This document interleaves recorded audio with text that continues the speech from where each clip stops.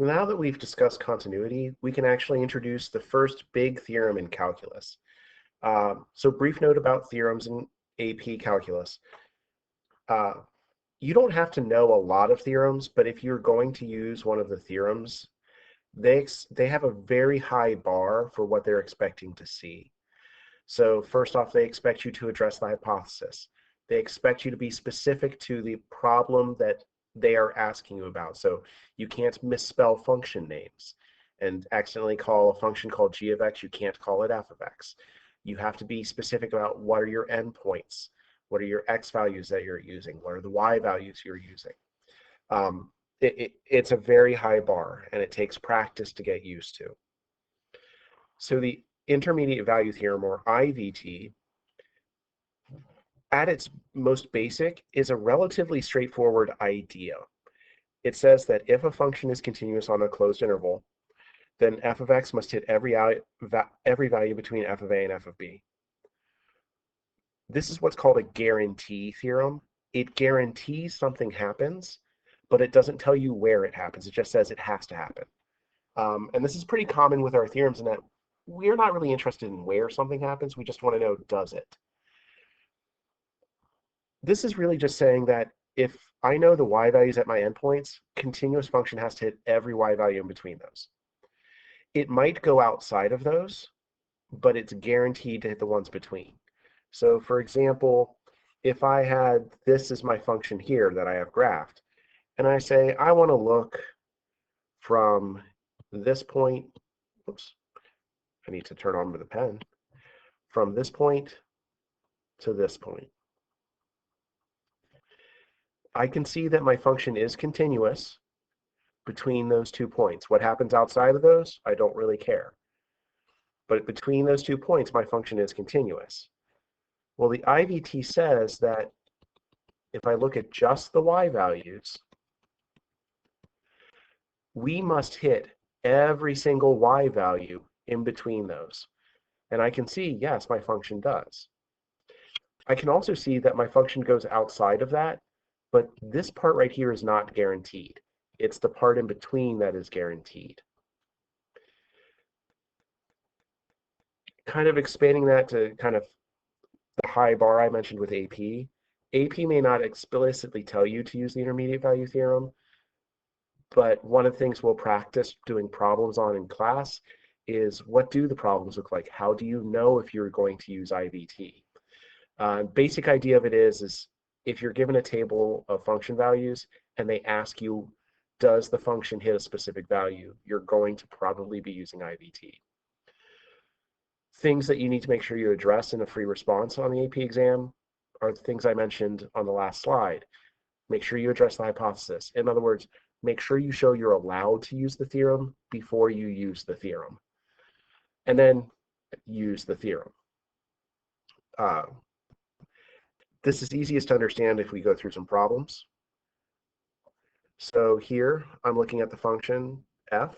I have a table of values. I'm told it is continuous on 0 to 12. And the first thing I'm asked is, does f ever equal 20 on the interval 0 to 8? Well, because my function is continuous on the interval 0 to 12, it has to be continuous on the function 0 to 8. But I do need to state that if I want to use the IVT.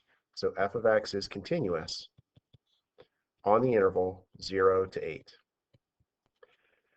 I then need to find the y values at the endpoints. So I plug 0 into f, because that's the left endpoint. I plug 8 into f, because that's the right endpoint. From my table, f of 0 is -2. From my right endpoint, f of 8 is 24. And then the value they're asking me about is between the -2 and 24. Well, because the function is continuous on the closed interval, IVT guarantees we have to hit everything between the -2 and the 24. Since 20 is between that, f of x does equal 20 for some value of x in the interval 0 to 8. I don't know what that x value is that gives me a 20, but I'm not asked for that. I'm just asked, does it happen? And yes, it does. This is what I would be expected to write if this were a free response on the AP exam. I addressed the hypothesis. Using the function that was given to me, I found the function values at the endpoints, showed the value they asked me about is between those, and stated my conclusion within the context of this problem. Same table, same function. I want to know, does the function ever equal -5 somewhere in that interval 0 to 8? Well, again, if I want to use the IVT, I have to state that I'm allowed to use it. So the function is still continuous on the closed interval 0 to 8. Plug in my endpoints to the function, just like I did on the first example here. But now, the value they're asking me about, -5, is not between 0, or I'm sorry, not 0, -2 and 24. This doesn't mean that the function never hits that value. All I can say is it is not guaranteed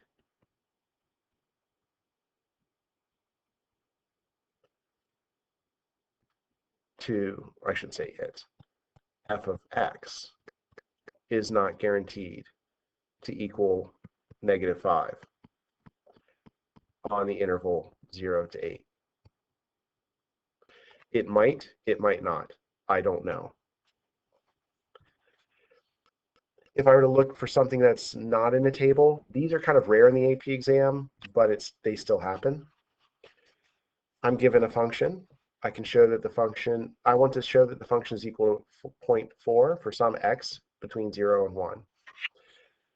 Well, I first need to show that this is continuous. I actually don't know what this function looks like, but I can decide if it's continuous or not. A rational function would be discontinuous if the bottom was ever equal to 0. Well, that would only equal 0 if x is -1. -1 is not in the interval that we're working with, so this is continuous on the interval from 0 to 1. So this function f is continuous on the closed interval 0 to 1. I need to plug in my endpoints. If I plug 0 in for x, I get 0 over 1, which is 0. If I plug 1 in for x, I get 1 over 1 plus 1, which is 2. If I write that as a decimal to make this a little bit easier, I can see that the value I'm asked about is between the function values at the endpoints.